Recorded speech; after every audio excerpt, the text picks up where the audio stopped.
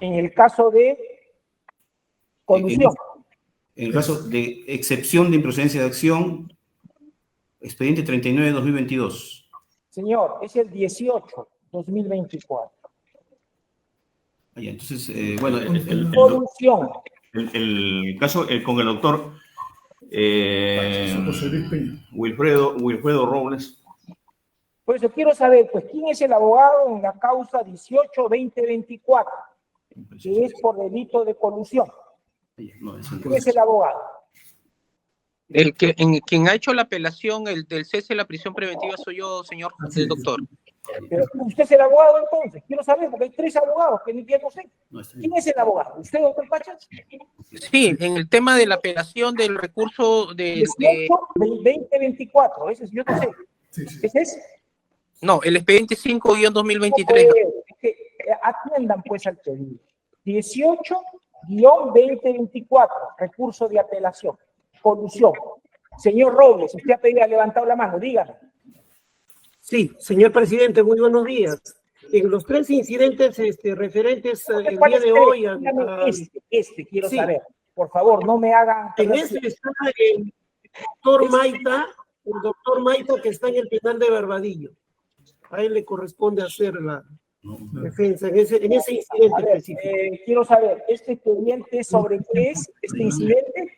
Sí, doctor, es una apelación de auto en la que se declaró infundada la solicitud de revisión de oficio de prisión preventiva. Revisión de oficio de prisión preventiva. Esa es otra cosa. En este caso de revisión de oficio de prisión preventiva, ¿quién es el señor abogado que defenderá los intereses del señor expresidente Castillo Terrón? ¿Quién es? Presente, soy yo, doctor. Eduardo Pachas. Quiero saber. Eso quiero saber. Muy bien. ¿Quién más está presente, aparte del señor Castillo? Sí, doctor, está presente. ¿Por el Ministerio Público? Sí, doctor, el Ministerio Público, el doctor Luis Felipe Zapata González. Es Zapata González. Correcto. Muy bien. Entonces, el recurrente es el doctor, es el señor Castillo Terrón, y su abogado es el doctor Pachas. Concretamente sobre este extremo de la apelación de oficio en este proceso por colusión y otros. Escuchamos. Señor juez supremo, señores doctores, buenos días.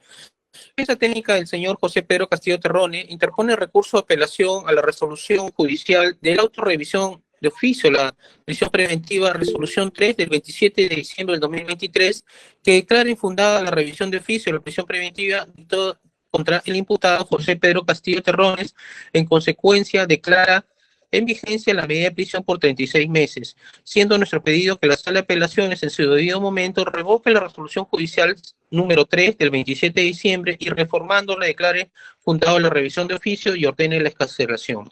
El objetivo de la apelación es que se revoque la resolución impugnada y modificándose declare fundado la revisión de oficio y ordene la excarcelación.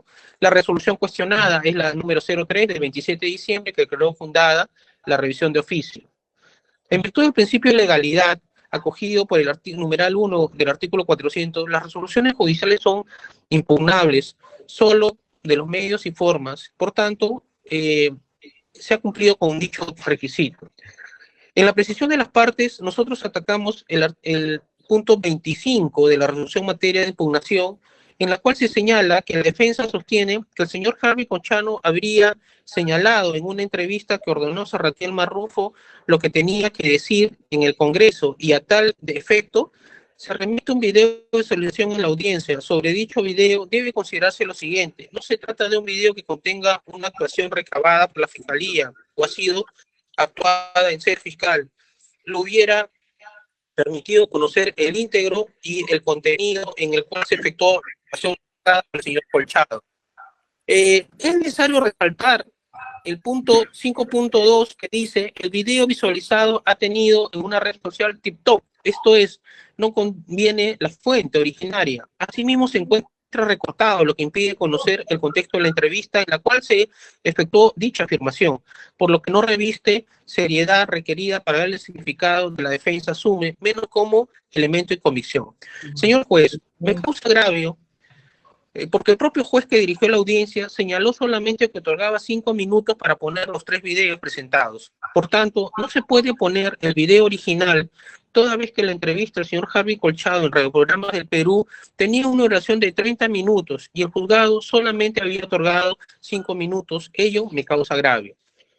Segundo, se olvida que el señor Julio Harvey Colchado era jefe de la edición de búsquedas DIGEMIT, Dirección de Búsqueda y Dirección de Inteligencia, y que es un miembro de inteligencia que no puede realizar actos de investigación y menos entrevistas con los colaboradores eficaces, menos con el señor Samatier Marrufo. En la resolución materia de apelación, punto 25.3, señala que la defensa sostiene que el señor Harvey Colchado había reconocido que inventó, creó el testigo falso y que fue invención contra Castillo Terrones, y que le dijo a Samatier Marrufo que declare que entregaba 50.000 soles mensuales. Sin embargo, ninguna de estas afirmaciones consta en el video. Dejo en apunto y le dijo a Samatier Marrufo que declare que le entregaba 50.000. Sin embargo, ninguna de estas afirmaciones consta en el video, recortando que se visualizó, si no se trata de conjeturas asumidas por la defensa.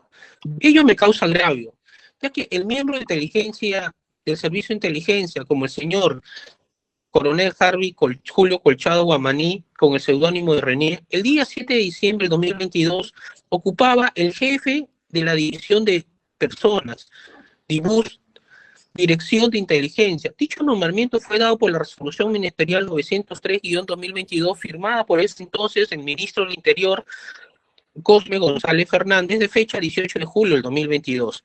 El cargo y puesto que ocupó el señor Harvey Colchado el día 7 de diciembre tiene un marco jurídico amparado en el Decreto Legislativo 1141, Decreto Legislativo por Solamiento del Sistema de Inteligencia SINA y la Dirección Nacional DINI, y el Decreto Legislativo 1267. La DIGEMIT no es un órgano policial y no pertenece a la Policía Nacional. Por tanto, los integrantes del equipo especial, incluyendo el señor Colchado, no pertenecen a la policía. Por ello, no pueden realizar funciones emanadas por las posiciones fiscales, menos aún pueden coordinar con el señor Marrufo y el abogado sobre la expedición del señor Samatier Marrufo el día 7 de diciembre, ya que el decreto legislativo 1267 hace la diferencia entre un agente de inteligencia y un pesquisa investigador. En efecto, un agente de inteligencia no puede ser considerado un pesquisa investigación ni tampoco puede mezclarse las funciones.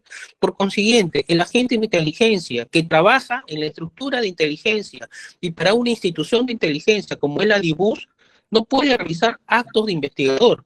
El agente de inteligencia tiene límites, características y funciones específicas que le dan su competencia material y funcional frente al investigador criminal. De igual forma, el documento que realiza el agente de inteligencia es secreto y lleva el título de secreto reservado. Por tanto, el documento no lleva firma del agente, sino un código de seudónimo de René. La misión era producir inteligencia táctica y estratégica de acuerdo al campo funcional y competencia. Los lineamientos establecidos en el plan de inteligencia y con concordancia, reglamento y funciones no han sido tomados en cuenta y ello me causa agravio. Tercero, me causa agravio que el señor Julio Colchado Guamaní dirigió al testigo Samatier Marrufo para que sea el móvil del golpe de Estado según el jefe de la DIBUS. En la resolución punto 25.3, materia de apelación, señala, la defensa sostiene que el indicado video del señor Harvey Colchado había reconocido que inventó y creó al testigo falso, que es una invención contra el señor Castillo, y le dijo a Samatier Marrufo que declare que le entregaba 50.000 soles. Sin embargo, ninguna de estas afirmaciones consta en el video recortado que se realizó, sino que se trata de conjeturas asumidas por la defensa. Asumo y dejo en resalte la palabra conjeturas asumidas por la defensa. Ello me causa agravio, ya que un miembro del Servicio de Inteligencia invente un testigo falso y que la resolución en materia de apelación señala como que son conjeturas. El dicho del señor Marrufo sobre la entrega de 50.000 soles a Pedro Castillo fue dirigido por el señor Harvey Colchado. No es una conjetura, es un dato fáctico y real, siendo una de las características fundamentales que el testigo declara en forma libre, espontánea y sin direccionamiento. Empero, se deja evidencia que fue dirigido por el señor Harvey Colchado, agente de inteligencia que no pertenece a la estructura de la Policía Nacional, a esa fecha. Ello me causa agravio. Quinto, me causa agravio que la alusión en materia de apelación en el punto 25.4 señale.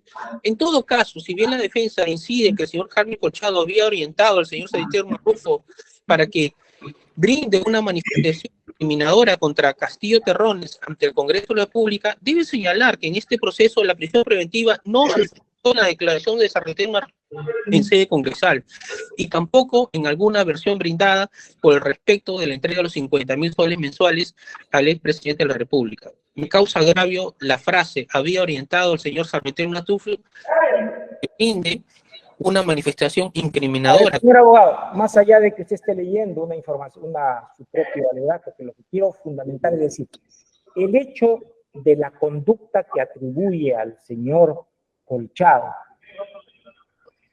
en esa declaración, desde un punto de vista del presupuesto de la prisión preventiva, ¿qué relevancia tiene? Eso es lo fundamental. Es sumamente relevante, en primero, porque es una nueva prueba que ha sido surgida el día 7 de diciembre del 2023, sobre texto de celebrarse un año del derrocamiento del señor José Esa Pedro. Nueva prueba que cuestiona de todo lo anterior. Cuestiona que supuestamente la organización criminal que lideraba mi patrocinado, según la fiscalía, era de que había una organización que se prestaba para la corrupción, donde Salvatierra Marrufo le pagaba 50.000 soles directamente al señor José Pedro Castillo Terrones. Y esta nueva prueba niega ese dato. Esa no niega este dato. Esa era la prueba que supuestamente pide la prisión preventiva. A un año de la investigación preparatoria, pido la libertad por una nueva prueba descubierta después de ese periodo. Correcto. Específicamente, el video de la declaración del señor Javier Colchado en el radioprograma de fecha 7 de diciembre del 2023. Correcto. Ya. Esa es la nueva prueba. Es fundamental, ¿no es cierto? Fundamental. Por supuesto. Correcto. ¿Algo más desea usted precisar en cuanto a que no debe subsistir la prisión preventiva? Claro, porque también, señor, se ha probado que al margen de que un agente de inteligencia no pertenece a la estructura, también se ha señalado que se nos menciona de que nosotros no hemos presentado las declaraciones de Trauco a Pañero y de Mendoza Bendezú de los días 17-11 del 2023 y 18-10 2023, después de la prisión preventiva que se le dio a mi patrocinado. Sin embargo, estas declaraciones que son fundamentales, toda vez que dichas declaraciones son de personas que han ido a examinar el presupuesto de la República a ver si en el caso Tarata, si en el caso Petroperú había salido dinero de las arcas de Estado para que el patrimonio del Estado se vaya perjudicado. Y estas declaraciones de estos dos funcionarios declaran que no salió dinero del Estado esos y que funcionarios, el señor diario abogado, no había sido perjudicado. ¿De qué ministerio eran esos señores, esos dos testigos? ¿De qué ministerio? Señor juez, si me podría repetir, no he escuchado con todo respeto. ¿De qué ministerio eran esos testigos? El Ministerio de Transportes y Comunicación. Correcto, señor abogado, muy bien, correcto. Estos dos testigos, a su juicio, señalan que no hubo ninguna afectación del dinero público. En efecto, porque en el caso de dos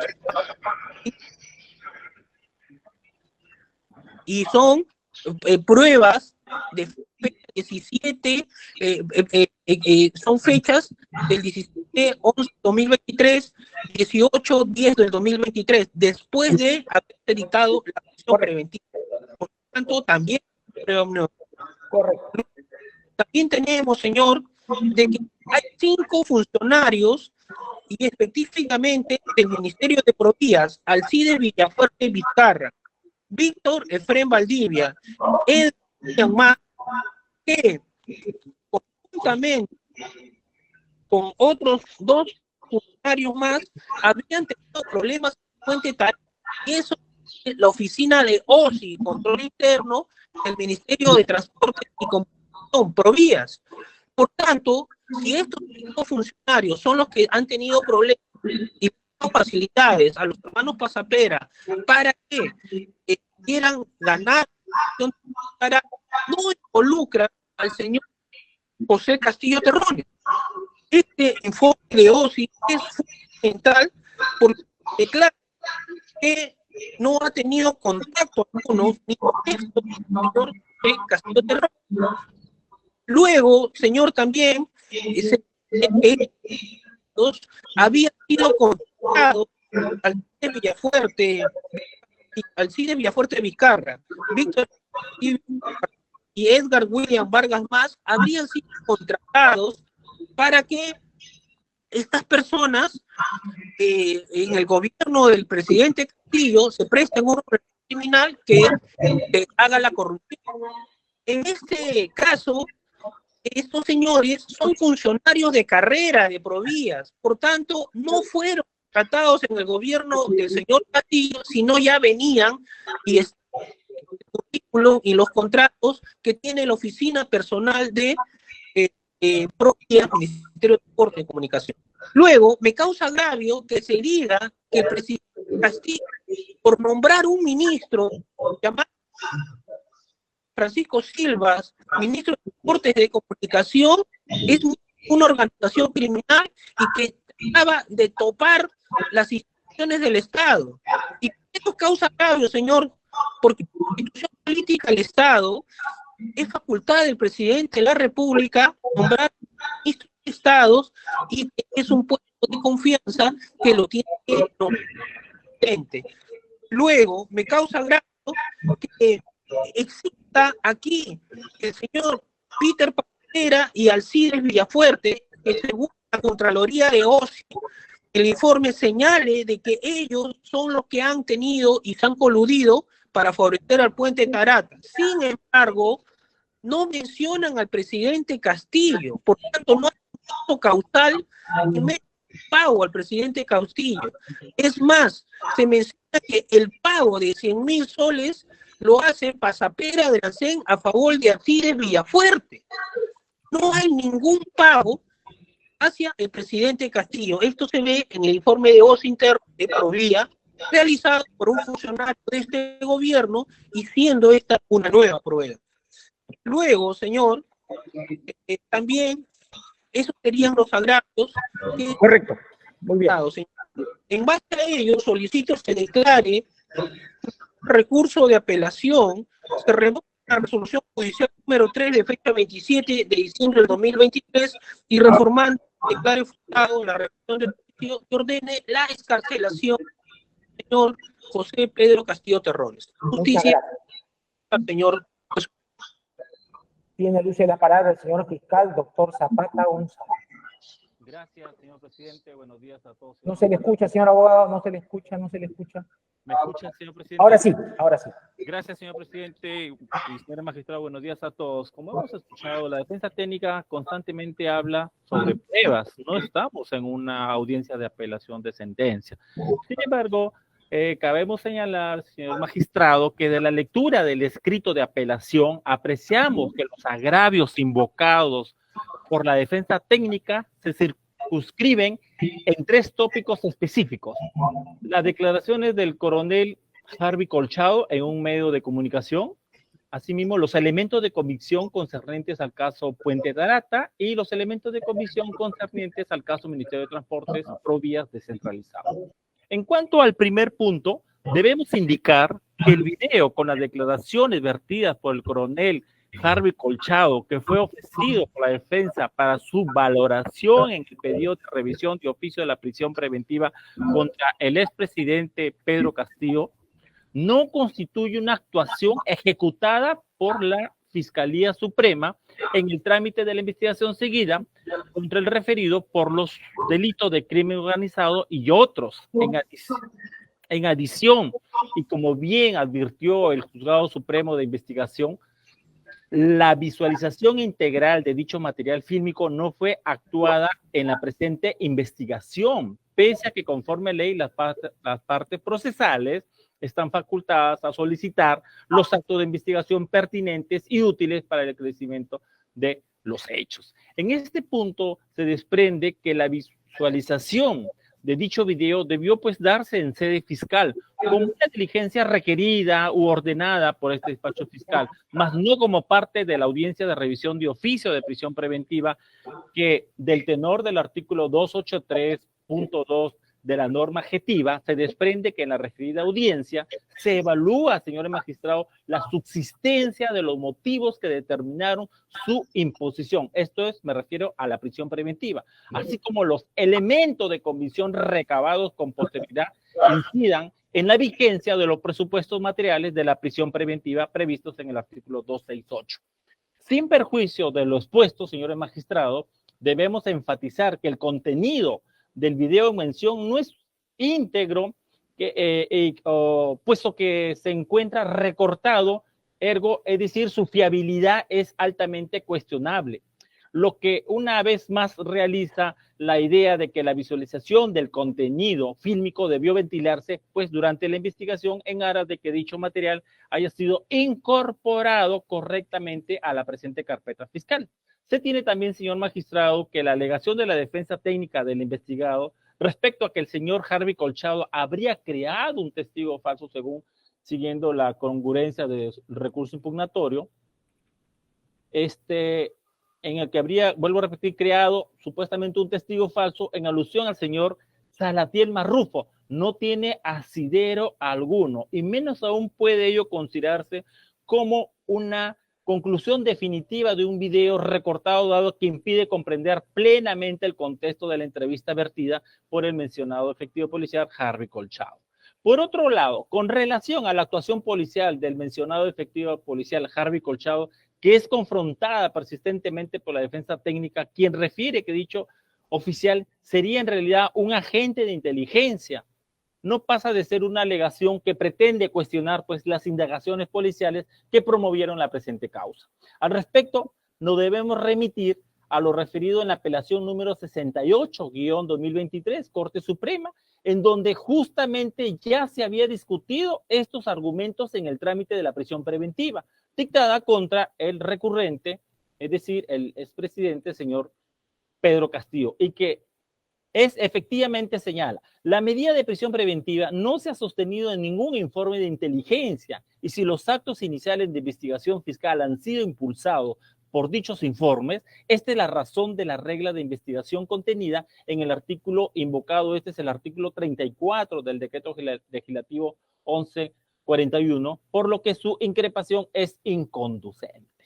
Respecto al segundo punto, queda claro que en el marco de la presente investigación, si bien se están atribuyendo la comisión de los delitos como colusión o tráfico de influencias, en donde es la administración pública, esto es el Estado, el perjudicado por dichas conductas, ello no está supeditado al real perjuicio patrimonial del erario público. En ese sentido, las declaraciones respecto a que supuestamente en el marco del proyecto Puente Tarata no hubo desembolso de dinero, conforme lo acaba de mencionar la defensa técnica, por parte del Estado, o no se determinó un perjuicio económico en contra del Estado, en lo absoluto, señores magistrados, desvirtúa la tesis fiscal en la que precisamente se ha esbozado que en el actuar de una presunta organización criminal se han desplegado una serie de actos delictivos dentro de los aparatos estatales con el solo propósito de beneficiar el colectivo criminal. Así pues, no le falta razón al juzgado de investigación preparatoria al establecer que la medida de prisión preventiva dictada contra el recurrente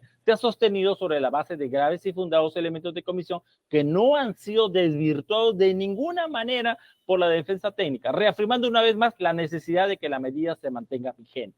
En lo concerniente a las personas que han sido mencionadas nuevamente por la defensa técnica en esta audiencia, esto es Alcides Villafuerte Vizcarra, Víctor Efrén Valdivia Malpartida y Edgar William Vargas, quienes según la defensa no tienen vínculo alguno con el investigado Castillo Terrones, dado su condición de funcionarios de carrera de Provías descentralizado. En ese sentido, debemos señalar, señores magistrados, que el hecho de que estos no hayan sido designados durante la gestión del investigado Castillo Terrones en nada merma la credibilidad de la tesis fiscal, puesto que justamente lo que se ha planteado es que el actuar de la organización criminal o de la supuesta organización criminal liderada por el señor Castillo Terrones se habría buscado captar a integrantes de órganos estatales en aras de facilitar los actos criminales del colectivo delictivo, lo que precisamente se estila en este tipo de organizaciones. Finalmente, respecto al caso Ministerio de Transportes o Comunicaciones, no cabe duda que el nombramiento de un ministro de Estado es una facultad constitucional conferida al presidente de la República.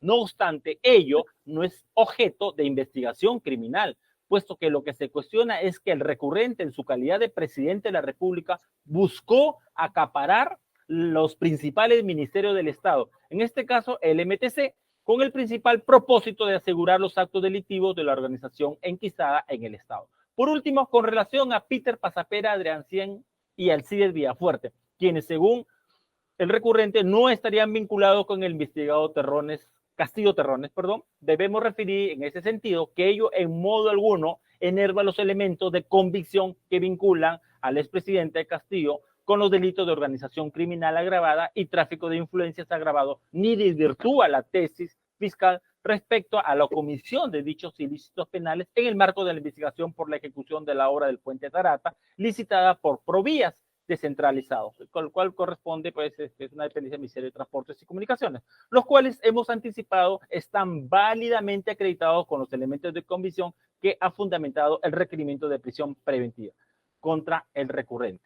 Por estos fundamentos, señores magistrados, la Fiscalía solicita que se declare infundado el recurso de apelación presentado por el investigado y confirmar la resolución apelada. He concluido. Muchas gracias. Réplica, Vamos a escuchar, no hay réplica ni dúplica en estos procedimientos. Según acá la Corte Suprema ya tiene fijado un criterio. Vamos a escuchar al señor Castillo Terrones si tiene algo que agregar. Señor Castillo Terrones, ¿desea usted agregar algo? Señor presidente, señores magistrados, muy buenos días. Señor presidente, ahora estoy convencido cómo la gran preocupación del Ministerio Público sigue defendiendo a la que hoy el Perú conoce, quién era la señora ex fiscal de la Nación suspendida por la Junta Nacional de Justicia, que están preocupados porque no pueden tapar el sol con un dedo. Esta persona, la cual me ha imputado que yo lidero y formo parte de una organización criminal, la rechazo rotundamente porque el pueblo me eligió para conducir los destinos de ese país y darle lo que corresponde como derechos. Hasta el día de hoy no se me ha encontrado ninguna prueba eficiente, contundente, real, en el marco de esta investigación. Yo puse a disposición con mi defensa para que esté dispuesto y se me levante el secreto de comunicaciones, el secreto bancario, mi cuenta, la única que he tenido y la que tuve como presidente de la República fue la del Banco de la Nación, la que tenía como siempre como maestro, y no se me encontró un centavo que haya ingresado o que haya recibido hasta este momento. He demostrado de que la función que he cumplido es lo que la Constitución me ha dado, designar a los ministros y que asuman su función en tal y cual cartera ministerial. El presidente de la República no está facultado para designar a un director, para hacer algún contrato, reunirse con algunos empresarios. Yo me reuní con miles y cientos de personas, pero me reuní con la finalidad de escuchar sus voces y direccionar sus inquietudes a los ministerios correspondientes. Hemos hecho los consejos de ministros descentralizados que nunca se hicieron y hemos escuchado el clamor absoluto y que el día de hoy está a la vista cómo es que el Perú sigue viendo en qué circunstancias se encuentra el país. Señor Castillo Terrones, por favor, limítese a los hechos objeto de imputación, por favor. No, señor presidente, no lidero y no formo parte de ninguna organización criminal.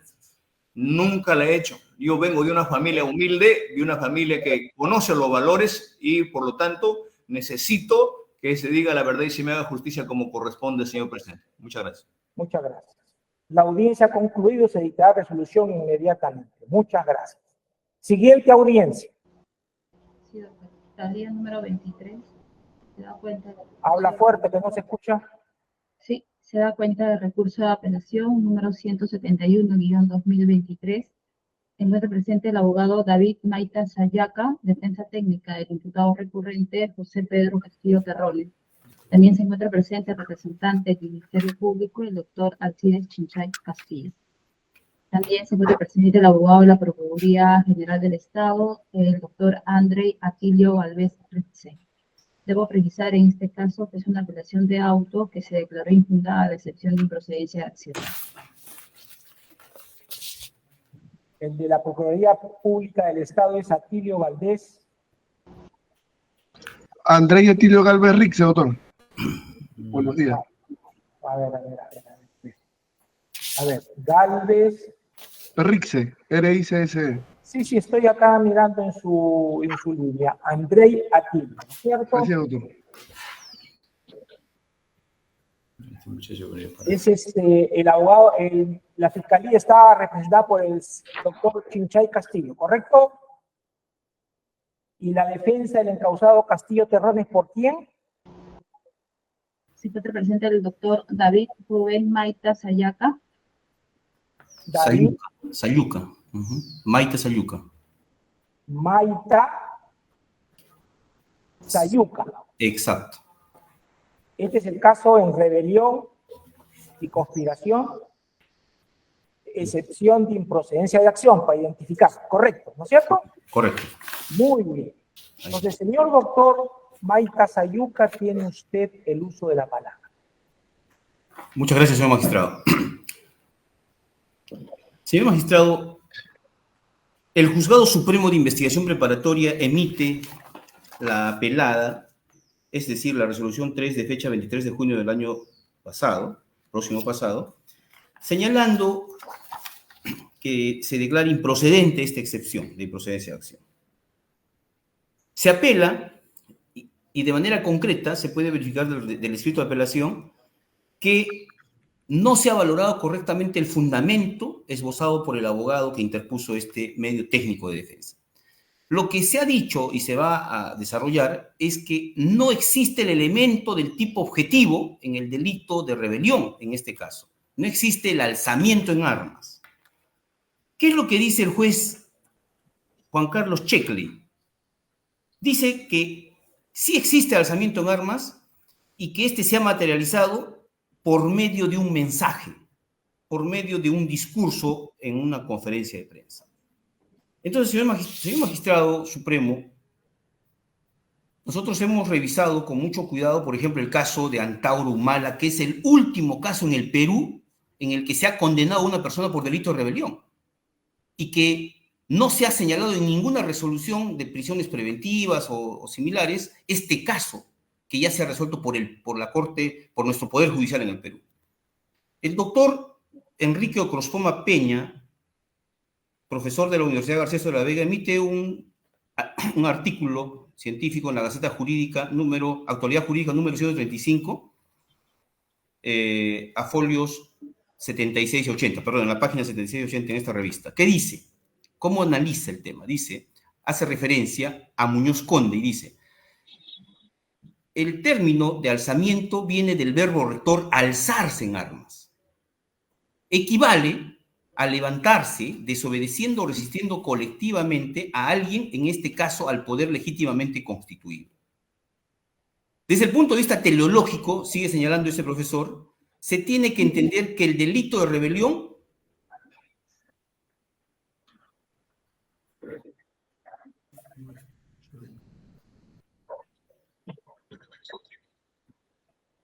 bien, proseguiré. Siga. Ya. Sigue en el análisis que hace este profesor, el doctor Ocrospoma, dice, desde el punto de vista teleológico, se tiene que entender que en el delito de rebelión, la conducta exige por lo menos de la violencia relativa, como la amenaza latente de llevarla a cabo. O sea, quiere decir de la expectativa de la misma. Tiene que haber una violencia, una amenaza. Y obviamente esta se da, señor magistrado supremo, en la medida que la persona que supuestamente comete el delito tiene que tener armas, ¿no es cierto?, armas de fuego, tal como sucedió en el caso de Antauro Humala, que junto a varios, a 160 etnocaceristas o soldados o personas que lo seguían, se paseaba por la plaza de Andahuaylas con armamento en mano y luego tomaron la comisaría de Andahuaylas. Ese es el caso, ¿no? Yo diría, el caso objetivo típico del delito de rebelión en el Perú. Y no se ha tocado en ningún extremo y esperamos que se resuelva y seguramente se va a atender nuestro pedido. El mismo profesor señala finalmente, si se prueba que las huestes sumalistas al marchar por las calles de Andahuaylas vestidos de militares y con armas de guerra, con la finalidad política dirigida solo a derrocar el régimen actual y legítimo del presidente Toledo, estaremos ante un delito de rebelión. Eso es, señor magistrado, lo que se señala en el único caso en el Perú en los últimos 20 años. Y la Sala Suprema, en el recurso de nulidad 890-2010-Lima, en el mismo caso de Antauro, también hace precisiones importantísimas. Dice, por ejemplo, en la página 7, en la página 4 de este recurso de nulidad, dice, los precitados, procesados, premunidos de armas de fuego, marcharon con dirección a la comisaría sectorial de Andahuaylas. En la página 7 del mismo recurso de nulidad dice, tanto la teoría objetiva como subjetiva resaltan una parte importante del tipo penal de rebelión. La primera hace referencia a la protección del bien jurídico, esto es al régimen constitucional que se afecta cuando un grupo significativo se alza en armas y que tiene como objetivo el cambio del régimen político constitucional. Y en la página 11 dice, debemos concluir que únicamente formarán parte del delito de rebelión aquellos que son concomitantes a dicho delito, por ejemplo, la coacción y la tenencia ilegal de armas. Hay delitos que quedan consumidos por el delito de rebelión, como sucede, por ejemplo, con algunas amenazas o coacciones. Señor magistrado, en la página de la apelada, en la página 17, se dice algo que nosotros tenemos que señalar de manera contundente que no estamos de acuerdo.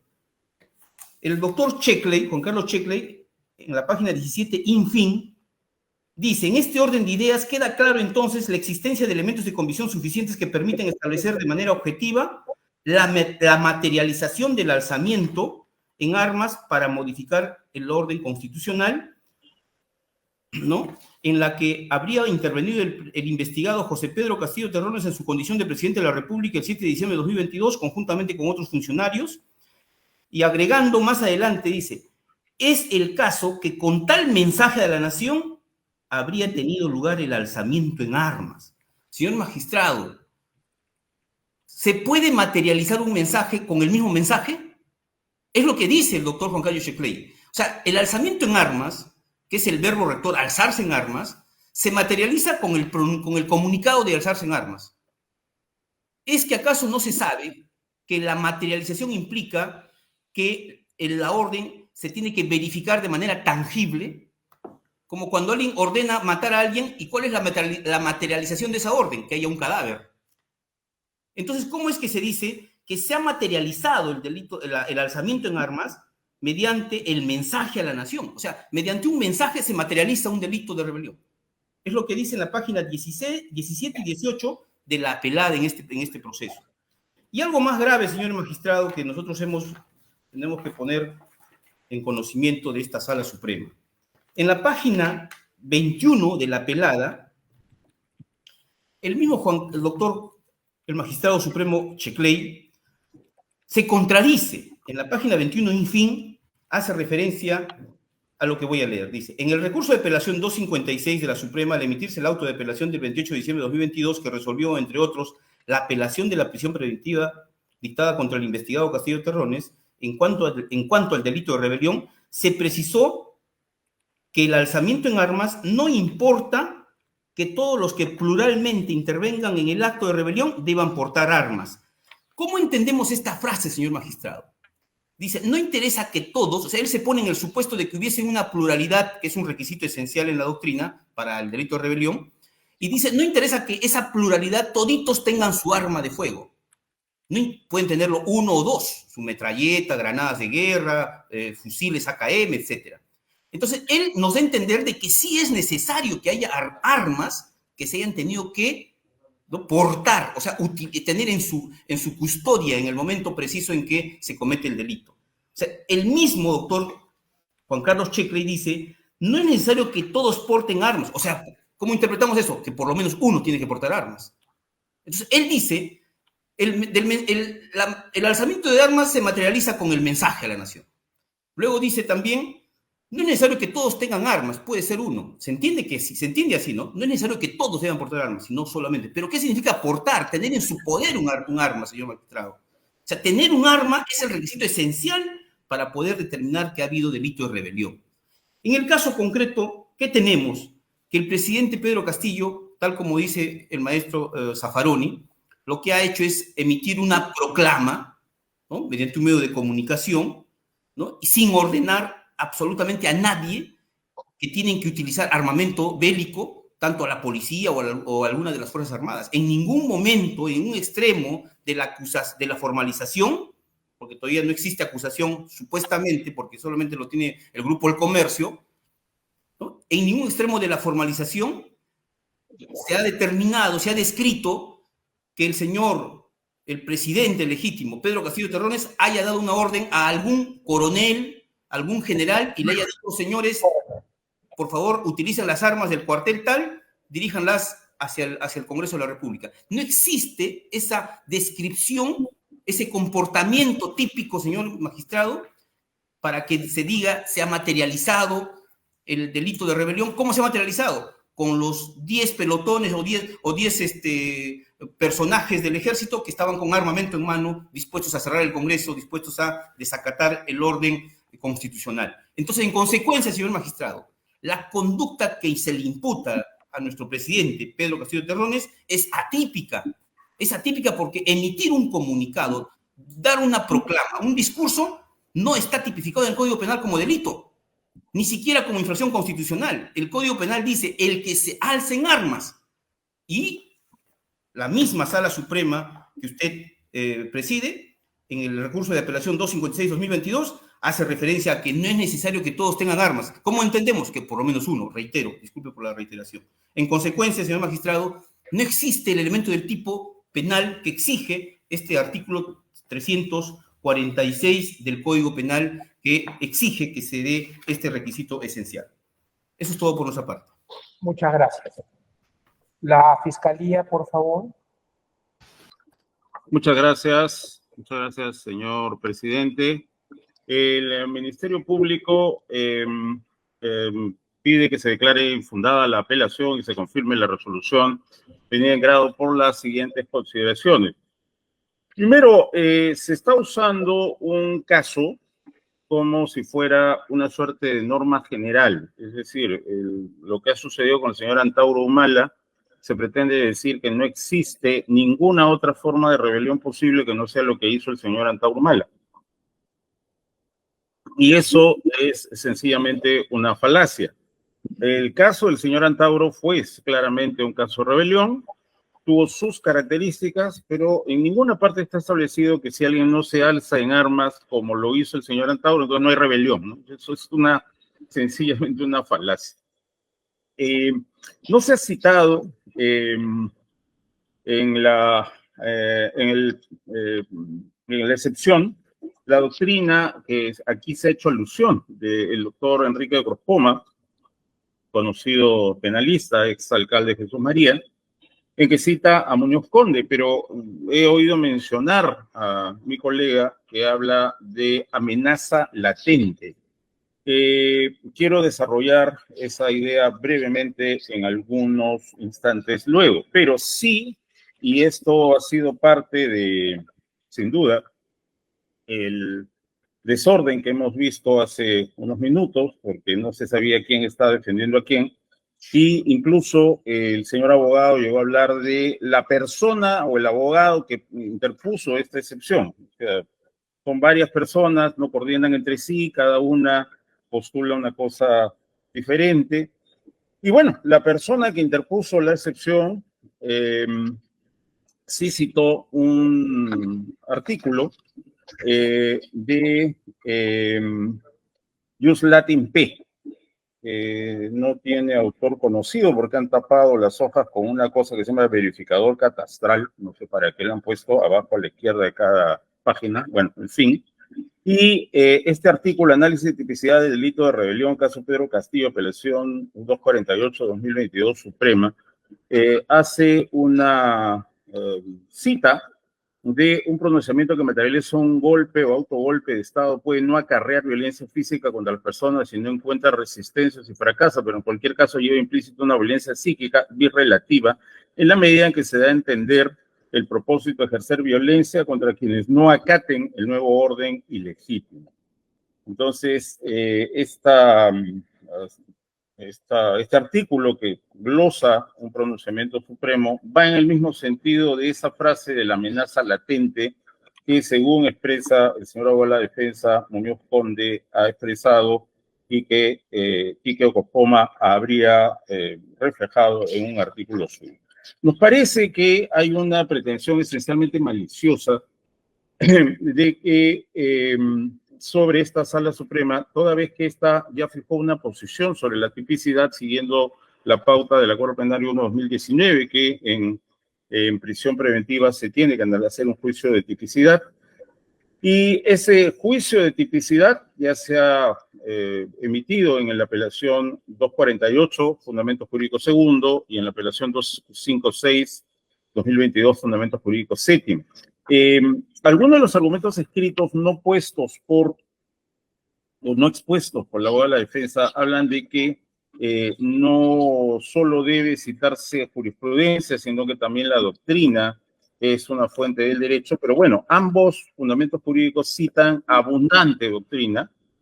Se cita a Gustavo Eduardo Abozo, a Fontán Balestra, se cita a Tamarit Sumaya, etcétera, se cita a Vives Antón, sobre el tema de, por ejemplo, la disposición de armas. Ese tema de disponer de armas es un tema también de alzamiento en armas. No tiene, en ese sentido hay que interpretarlo de que no todos deben portar armas, pero sí el hecho de tener disposición sobre armas de la República. El tema de tenencia ilegal de armas, ese es un tema contingente. O sea, podría suceder, el caso de Antauro, que personas arrebaten ilegalmente armas a sus legítimos poseedores, soldados o policías. Pero puede tratarse también de armas que legítimamente se tengan y que se usan para un propósito inconstitucional. Nada obsta para que esto sea así. No hay una concurrencia necesaria de tenencia ilegal de armas de fuego. No se nos quiera hacer pensar el hecho de que un presidente de la República, no un candidato, no un conferenciante de plazuelas, sino el presidente de la República anuncie que va a cerrar entidades públicas, no puede decirse que eso es un mensaje anodino. Lo está diciendo alguien que es el jefe supremo de las Fuerzas Armadas y de las Fuerzas Policiales de la Policía Nacional del Perú, y por lo tanto consideramos que todos los argumentos ya expuestos en el Fundamento Jurídico Segundo de la apelación 248 y el Fundamento Jurídico Séptimo de la 256, que hablan de crear una amenaza latente, como lo dice la propia defensa, y esta sumilla de este artículo de Jus Latin P también lo reconoce, y eso lo ha presentado la defensa, eso no es una argumentación del Ministerio Público, sí hacen la tipicidad objetiva necesaria para configurar este delito.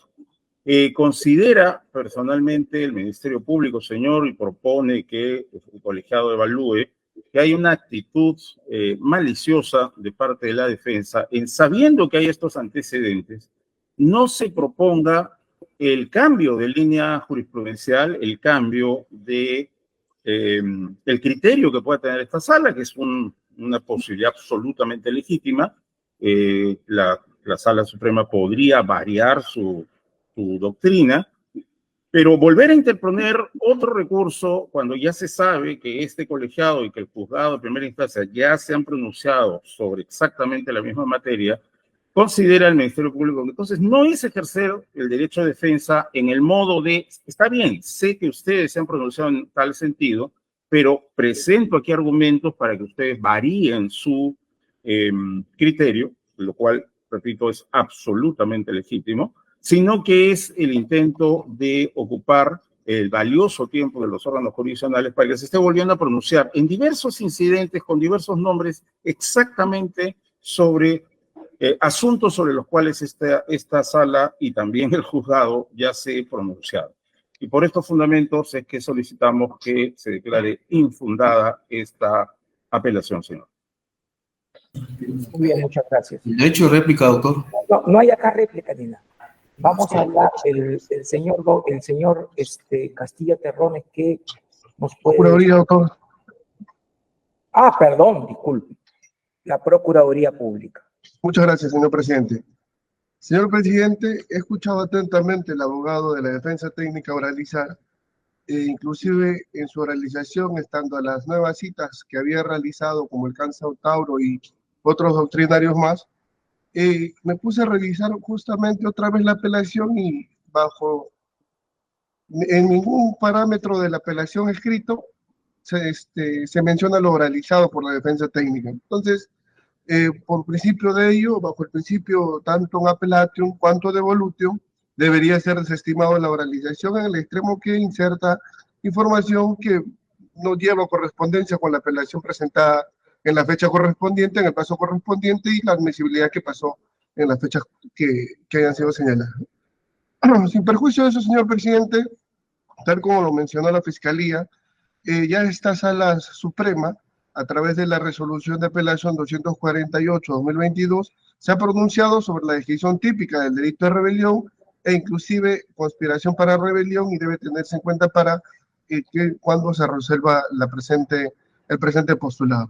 La defensa técnica señala incluso de manera oral que, según ellos, a la luz de la doctrina y jurisprudencia, entre comillas, más autorizada, es de la creencia que el procesado, el investigado ahora, no cometió delito de rebelión por falta de elementos que él considera más importante, que es el lanzamiento en armas. Por tanto, estando en la ausencia de este elemento típico, no habría cometido tal delito. Sin embargo, ya la Sala Penal Permanente, que es esta sala, ha desarrollado la modalidad típica de alzamiento en armas, que constituye sublevación o levantamiento, y tiene que tratarse de una interrupción violenta, hostil e intimidante contraria al orden constitucional, tal como se ha ocurrido, pero este lanzamiento debe ser mediante armas. E incluso se menciona, si el lanzamiento de armas no se llega a producir, pero se inició actos de inicio de ejecución del lanzamiento, se estaría ante una tentativa que en la estructura lógica de esta tipificación lo permitiría. Ya se discutirá esto o no a nivel de juicio oral, si es a nivel de tentativa, a nivel de consumación, o si alcanza para tema de conspiración en el estadio correspondiente. En ese sentido, señor presidente, esta sala, consideramos, pues, en representación de la defensa jurídica del Estado, que el día 7 de diciembre del 2022, a través del canal de televisión del Estado, por parte del procesado José Pedro Castillo Terrones, en el cual comunica la imposición de un gobierno de excepción, la disolución temporal de Congreso, la instauración de un gobierno de emergencia de manera excepcional, entre otras medidas, en su condición de presidente de la República, quien tenía control del Poder Ejecutivo y la calidad de jefe supremo de las Fuerzas Armadas y la Policía Nacional, tenía la facultad de ordenar a las fuerzas del orden utilizar el poder coactivo con el armamento correspondiente. Claro está, tal como así en algún pasaje de la oralización del Ministerio Público ha hecho referencia. Razón por la cual el mensaje dado por el presidente o el expresidente Pedro Castillo Terrones, acompañado de medidas para imposición de un gobierno de excepción, no es un mero acto de habla, sino una expresión concreta de una voluntad de romper el orden constitucional y la reestructuración de los poderes políticos constitucionalmente establecidos. Sin perjuicio de lo anotado, en el numeral 2.14, esta Sala Suprema, en el fundamento séptimo de apelación número 256-2022, determinó de que sobre este contexto supuesto fáctico no se está ante un hecho atípico ni ante medios de investigación insuficientes, menos ante una descripción oscura, imprecisa o confusa de hechos, de elementos, materia que ahora estamos ya en la etapa intermedia.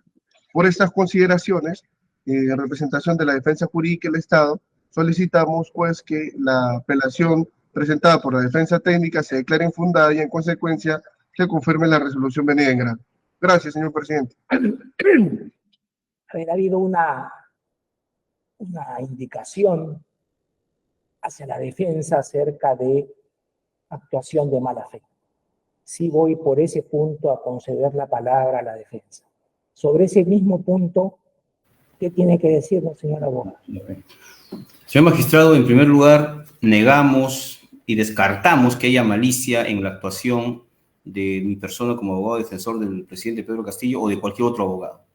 Lo que no se da cuenta el señor fiscal supremo es que existe una injusticia absoluta en el caso de un representante de 8,5 millones de peruanos que tiene que ser defendido por abogados que están defendiendo la democracia, el orden constitucional y sobre todo el artículo 3 del Código de Ética del Abogado, que señala que todo abogado tiene el derecho, la obligación de defender el Estado de Derecho, la democracia y los derechos fundamentales de la persona.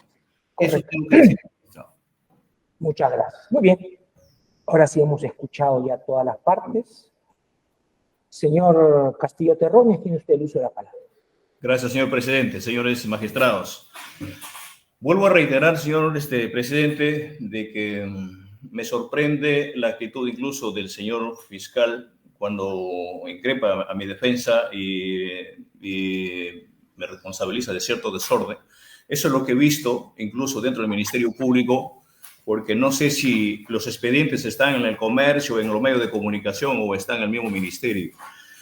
Reitero, señor presidente y señores magistrados, jamás cometí el delito de rebelión.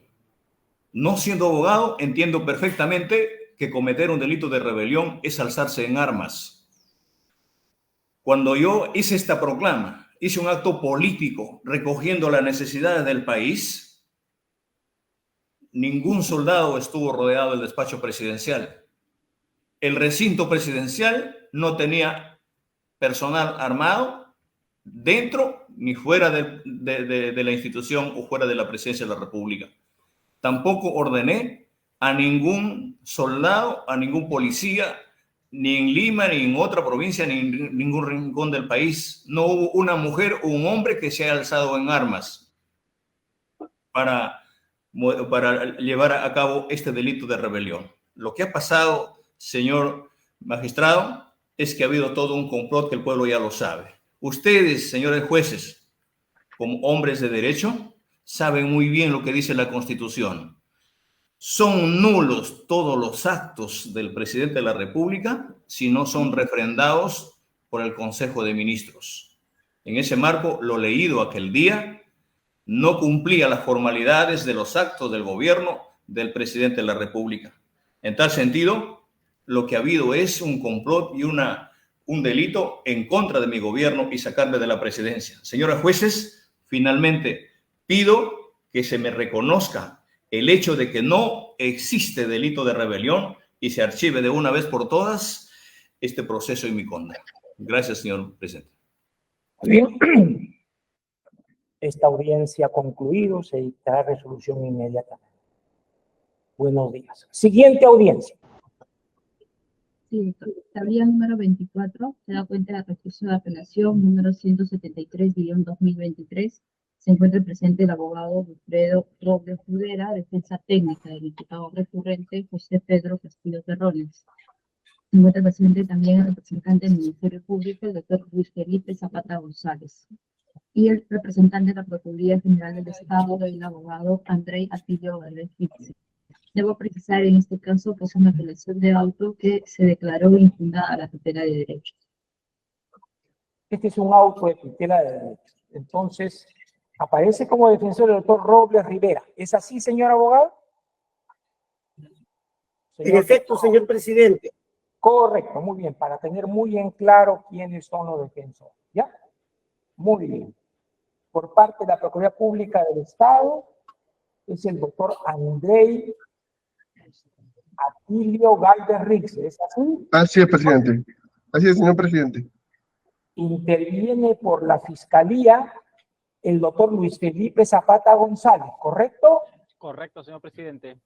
Muy bien, muy bien. Entonces, está instalada ya la audiencia. Vamos a empezar con la parte recurrente. Señor doctor don Wilfredo Robles Rivera, tiene usted el uso de la palabra. Gracias, señor presidente, señores magistrados. Como defensa técnica de don José Pedro Castillo Terrones, venimos a esta audiencia para solicitar muy respetuosamente se sirvan revocar la resolución de primera instancia que decidió declarar infundada la tutela de derechos solicitada por la defensa por afectación al derecho a la imputación concreta y reformándola la declara infundada en mérito a los siguientes argumentos.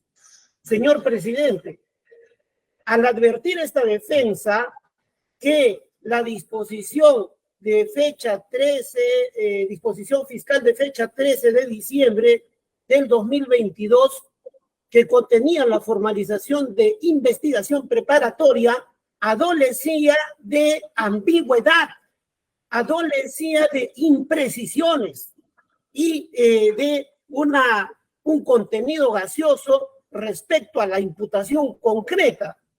Es por eso que mediante escrito del 12 de abril del año 2023 solicitamos al despacho fiscal que emita o que nos aclare respecto al relato circunstanciado de los hechos de relevancia penal, puesto que la narrativa fáctica del Ministerio Público no hacía alusión a hechos de relevancia penal, sino a lectura de discurso, a infracción de la Constitución, etcétera, etcétera.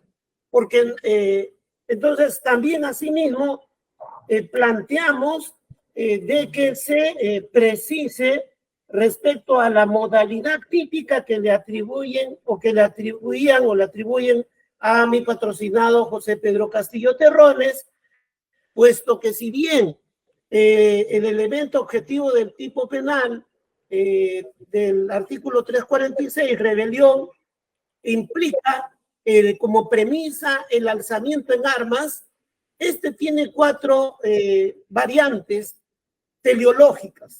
Variar la forma de gobierno, de poner el gobierno legalmente establecido, suprimir el régimen constitucional y modificar el régimen constitucional. De la lectura de la disposición número 7. Señor abogado, perdón. ¿Eso no ha sido discutido anteriormente en la excepción? Le pregunto. Sí, señor presidente, este incidente versa sobre la imputación concreta. Pero está usted hablando... Entonces, no estoy cuestionando yo. ¿Cómo que no? Está diciendo todo, cuestionando todo el esquema. A ver, prosiga, a ver. Sí, lo que decíamos era que pedíamos a la Fiscalía que nos precise en cuál de estas variantes estaría incurso, según su teoría fiscal, el señor José Pedro Castillo Terrones, porque de la lectura de la disposición no lo precisa. O sea, no estamos yendo a cuestionar el tema de que si hay... si el hecho es típico o no es típico, sino que nos precisen como parte del derecho a la imputación concreta. También le pedíamos a la Fiscalía que al advertir de que a todos los imputados, bajo el epígrafe de imputación específica, se les hacía unas imputaciones idénticas. Se les hace unas imputaciones idénticas solo cambiando el nombre y el cargo. No, es como dicen los jóvenes o por ahí en el argot urbano, pues el copia y pega, ¿no? Todo está copiado y pegado, entonces pedíamos que haya una imputación específica dada la pluralidad de agentes investigados. También el nivel de intervención de José Pedro Castillo Terrones, pues no nos quedaba claro, dado que se hablaba incluso de cuestiones como que fuga a la embajada y cuestiones que no nos precisaban si eso era parte del nivel de intervención. Y asimismo, que se establezcan los indicios o elementos, pero en relación de la participación de Pedro Castillo Terrones y de la tipificación que se estaba haciendo. El juez de investigación preparatoria resuelve declarando infundado este pedido de tutela de derechos, y obviamente eso nos causa agravio, además del derecho a la imputación concreta relacionado al derecho de defensa, la ausencia de motivación vulnera el deber de imparcialidad de los jueces, y hay una incongruencia entre lo peticionado y lo resuelto. Así, respecto a lo primero, al relato circunstanciado, el señor juez de investigación preparatoria supremo refiere de que lo que en realidad está pidiendo es una tutela de derechos. O sea, lo que está cuestionando es de que el hecho no es típico, no es justiciable penalmente. Entonces, bajo esa premisa, elude, pero sin embargo, su auto se contradice cuando en el fundamento jurídico,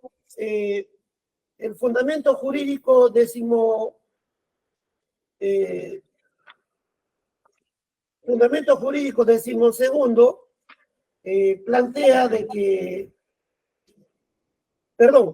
el fundamento jurídico cuarto, en el análisis concreto, dice que hemos satisfecho los requisitos de admisibilidad.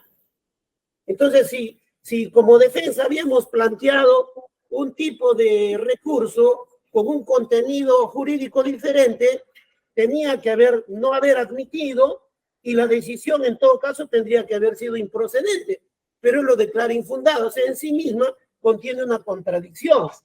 Pero elude ¿por qué? Para sostener que en la imputación concreta, reducirla a que solo, la imputación concreta solo se reduce para el criterio del juez a decirle al investigado por tales hechos que te estoy investigando.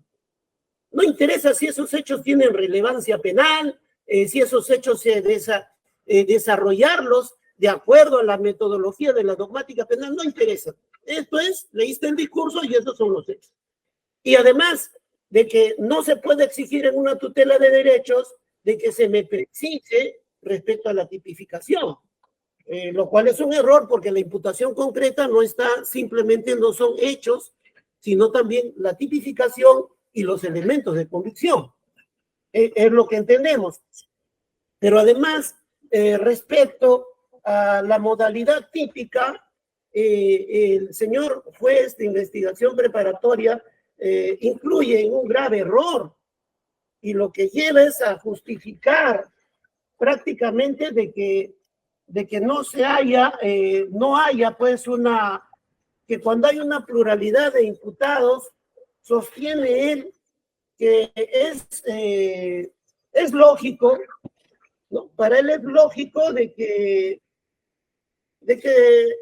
si es la misma el marco de imputación, es lógico de que las imputaciones sean idénticas. Eso es lo que llega a plantear. Entonces yo creo que eso no puede ser, no voy a abundar en citar jurisprudencia o citar autores, porque es un campo, un predio que señores jueces supremos lo dominan amplia y profundamente. Entonces no puede ser esa situación de que es lógico, dice, que al haber una misma imputación, a cada uno se le impute lo mismo, se lo justifica. Y respecto al tema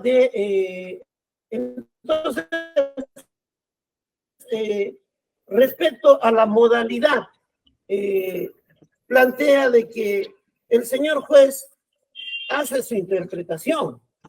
O sea, nos dice de que eso no es atendible, de que las 4 modalidades no es atendible, dado que Dado que él, bueno, de acuerdo a su análisis, plantea de que se advierte, ¿no? Él deduce de la disposición de formalización que contendría implícito para él que el alzamiento armado habría sido para variar la forma de gobierno, suprimir el régimen constitucional y modificar el régimen constitucional. Pero el Ministerio Público en la audiencia, señor presidente, había sostenido que para ellos era de las cuatro variantes, era variar la forma de gobierno. Y se remitían al recurso de apelación 248-2022. Y esto es sumamente grave, señor magistrado, porque precisamente la base del principio de imputación, ya para no hablar de la separación de las instituciones en un Estado de Derecho y en un proceso en que cada institución tiene sus roles, es precisamente, presupone la diferenciación entre los sujetos que acusan, que se oponen o que resisten a la acusación. O sea, ¿cómo es posible que se sustente, y esto es reiterado? Es decir, que la Sala Penal Permanente ya dijo por cuál de las cuatro variantes. Entonces, ¿quién está encargado de hacer la imputación? ¿Es el Poder Judicial o es el Ministerio Público? Entonces, pues, lo que se tenía que hacer era que le devolvieran o que le requirieran que complementen su disposición de formalización. No estamos pidiendo otra cosa, no hay malicia acá como el registro fiscal. Entonces, no puede haber remisión. Incluso nosotros no estamos solicitando la variación del criterio jurisprudencial. Lo que estamos, nosotros, el objeto de este incidente es la disposición de formalización. Lo que estamos pidiendo es rectificación de ese documento. Y si eso implica alguna variación, alguna evolución, algún desarrollo de la jurisprudencia por el órgano que corresponde, no hemos iniciado el incidente en ese sentido. Finalmente, señor magistrado, en esta situación, digamos, de las imputaciones idénticas para Pedro Castillo Terrones, para Aníbal Torres Vázquez, Betty Chávez, etcétera, todos tienen una imputación idéntica. Entonces, eso no es sostenible y es una situación que nosotros pretendemos de que se corrija, se reencauce y se respete el principio de imputación necesaria, el principio acusatorio, dado que limita, restringe la defensa y lo viene restringiendo ya más de un año. Señor abogado, ¿cuál es su He concluido, señor presidente. Su pretensión es que se declare fundado el su tutela de derechos, su apelación, y qué medida de corrección debe adoptar el tribunal según su pretensión. Que se le requiera al despacho fiscal para que complemente, subsane o aclare lo pertinente ya a los puntos enunciados. Correcto, muy bien, señor abogado. Tenemos claro su petitorio. Doctor Zapata González, del Ministerio Público. Gracias, señor presidente. Este Ministerio Público señala, señor presidente, que en el fundamento séptimo de la resolución impugnada, el Juzgado Supremo de Investigación Preparatoria ha señalado que en la etapa de investigación preparatoria los cargos imputados por el Ministerio Público son aquellos descritos en la respectiva disposición de formalización y continuación de la investigación preparatoria. Tanto es así que, conforme se ha indicado en el fundamento jurídico número 18 del acuerdo plenario número 4-2010, esto respecto a tutela de derechos, la disposición de formalización cumple una función esencialmente garantista. Informa al imputado de manera específica y clara acerca de los hechos atribuidos y su calificación jurídica. Esto es el contenido de la imputación jurídico-penal que se dirige en su contra, y ya en el proceso formalmente iniciado, las partes pueden hacer uso de los medios de defensa técnico para evitar un proceso en el que no se haya verificado los presupuestos esenciales de la imputación. En el fundamento octavo resalta el fundamento jurídico número 13 del citado acuerdo plenario al referirse de aquellos requerimientos o disposiciones fiscales que, según el imputado o su defensa, estarían vulnerando sus derechos fundamentales constitucionales, pero que tienen vía propia para la denuncia o control respectivo. Señala que no podrán cuestionarse a través de la tutela. Entonces nos encontramos ante un mecanismo de carácter residual, esto es, que opera en ausencia o deficiencia de otros mecanismos procesales que permitan garantizar el ejercicio de los derechos del imputado. En este orden de ideas, señor presidente, la tutela de derechos solicitada por la defensa solo puede estar sustentada en afectaciones para las cuales el ordenamiento jurídico procesal no ha previsto mecanismos específicos para su protección. Por ello, los argumentos de la defensa, orientados a sustentar que el hecho denunciado no constituye delito o que no es penalmente justiciable, deben discutirse a través del mecanismo técnico de defensa que corresponde, que es la excepción de improcedencia de acción, que es precisamente la que se ha visto en la audiencia anterior.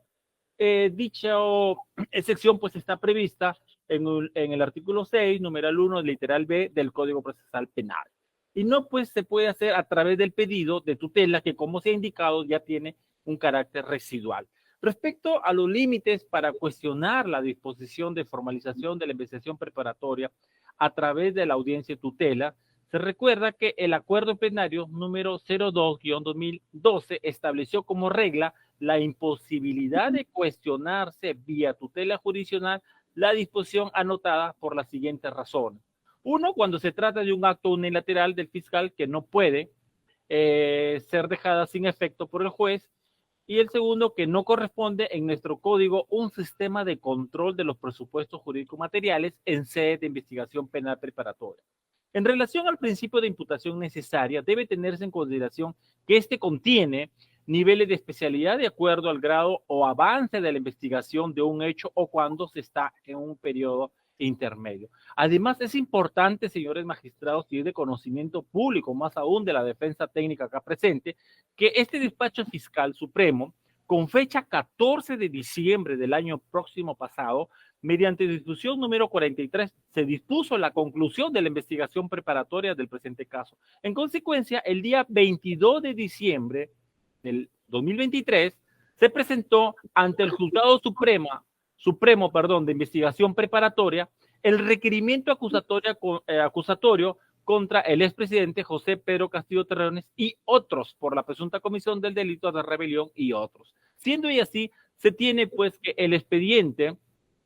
04530-2008-PHD/TC Cajamarca, en el cual pues se estableció que si el acto lesivo de un derecho fundamental cesó o devino en irreparable, luego de la presentación de la demanda de tutela de derechos, corresponde declararla improcedente, en tanto tampoco existe al momento de resolver ningún problema concreto que analizar, cuyo objetivo, pues, señor presidente, es reponer al estado anterior a la violación o amenazas de los derechos fundamentales, lo cual no es posible en la presente causa, dado que a la fecha se encuentra pendiente que el Juzgado Supremo de Investigación Preparatoria corra traslado del requerimiento acusatorio a las partes procesales y posteriormente se convoque a la audiencia de control de acusación. Gracias. Motivo por el cual, señor presidente, solicito se confirme la resolución en materia de impugnación. Gracias. Muchas gracias. Muy bien.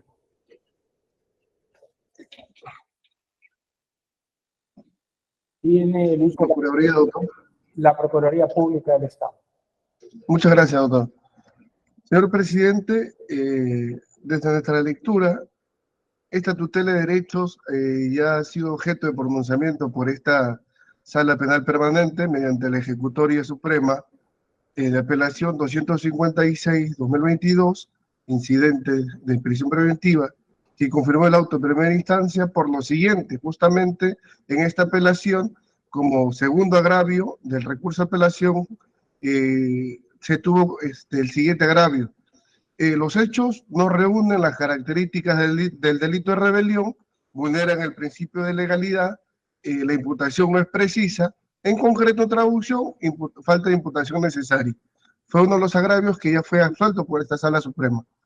Cuestionamientos que nuevamente son formulados en su pedido de tutela de derechos e incluso se insiste, como ya se indicó, pese a no poder ser reclamado en vía tutela, señala pues temas de atipicidad, falta de imputación necesaria, entre otros argumentos, como lo hemos escuchado a la defensa técnica. Como se indicó además, no se está ante un hecho atípico ni ante medios de investigaciones insuficientes y menos ante una descripción oscura, imprecisa o confusa, y este argumento que acabo de señalar lo señala justamente esta sala a través de la apelación 256-2022 en el fundamento jurídico séptimo.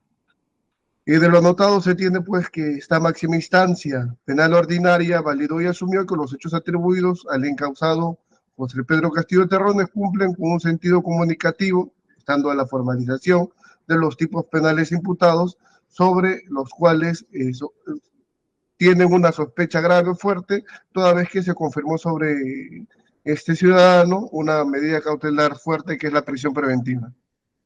Además, señor magistrado, antes de culminar, debemos hacer mención que incluso en la apelación que realiza el letrado, que es defensa del investigado, señala en el numeral 3 agravios que le causarían la impugnación, y en los agravios que le causan impugnación es solamente la transcripción de los artículos pertinentes del Código Penal y Código Procesal Penal y otros artículos. Por ejemplo, señala como un agravio competencia del Ministerio Público en la etapa de investigación preparatoria. Pone los artículos, pero no señala cómo es que le agravia este artículo. Entre otros, competencia del órgano jurisdiccional en la etapa de investigación preparatoria. Pone como agravio así en su apelación, pero tampoco describe cómo es que este artículo le causa agravio a producto de que lo manifiesta así en su apelación, que es materia de asunto en la presente sesión. Por estas consideraciones, señor magistrado, en representación de la defensa jurídica del Estado, solicitamos pues que se declare infundada la apelación venida en grado y en consecuencia se confirme la resolución. Muy bien, muchas gracias. El señor presidente. No, Disculpe, no voy a pedir. No, por favor, por favor. Yo dirijo acá la acción. Yo dirijo la acción. ¿Qué quiere usted?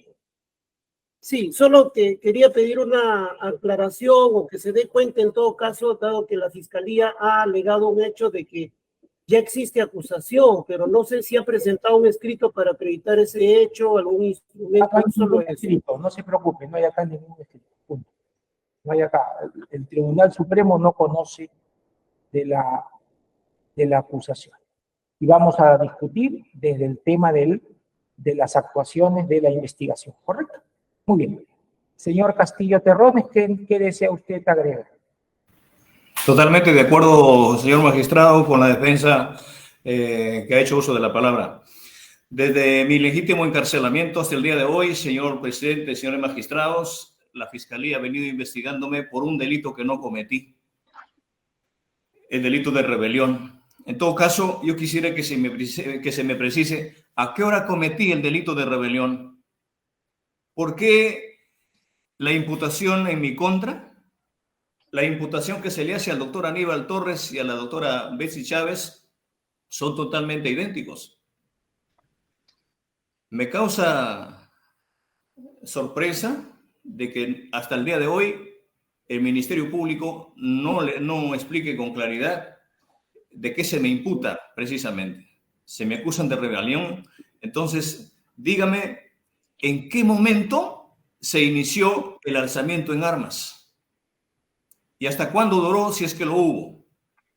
Eso demuestra que hay una ambigüedad y una ausencia de respuestas claras, tal como lo dice y lo siente y lo vive cualquier ciudadano. Lo que ha habido acá es que se ha organizado para ver de qué manera tumbamos a este gobierno. Hoy, el día de hoy, se ha demostrado que hay una consigna política y lo está demostrando precisamente en estos momentos un medio de comunicación de respetada trayectoria que acaba de dar a conocer al país de que el ex fiscal de la Nación, hoy investigada y que supuestamente lidera una organización criminal, designó, o en todo caso ordenó al fiscal Terán para que cumpla todas sus instrucciones y no demuestre los hechos reales. Da a entender, señor presidente, de que el día de hoy más valen las apariencias que los hechos reales. En ese marco, debo pedirle a usted que se me precise con claridad las imputaciones formuladas en mi contra y con ello se resuelva mi situación con justicia. Muchas gracias, señor presidente. Muy bien, muchas gracias. La audiencia concluida. Un segundo, si no le molesto, señor presidente. Cuando he venido sosteniendo el acto de mi defensa y mis abogados me traen algunos recortes de algunos periódicos diciéndome en tal página, el expediente tal, y cuando formalmente, con todo respeto, se ha pedido a través de mi defensa a la autoridad para tener acceso a mi expediente, no tengo acceso, pero sí lo tienen en otro medio de comunicación. Pido por favor de que tenga al menos mi defensa acceso a la información para asumir mi defensa como corresponde. Gracias, señor presidente. Eso tendrá y analizará el Ministerio Público, que hasta el momento tiene el control del proceso. Pero ese es un tema distinto a lo que propiamente se está... En todo caso, para su conocimiento, señor presidente. Muchas gracias. Muy bien, se toma nota de lo que se indica. La audiencia concluido se resolverá inmediatamente. Siguiente audiencia, culminada esta, siguiente audiencia. Con permiso. Señor presidente. Sí.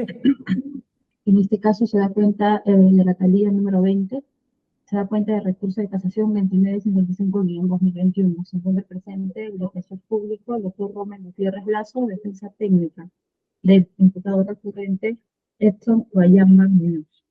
Debo precisar que este recurso de casación fue declarado inadmisible en la siguiente. I can't see the issue. Yeah, believe me, I need to keep myself in line. But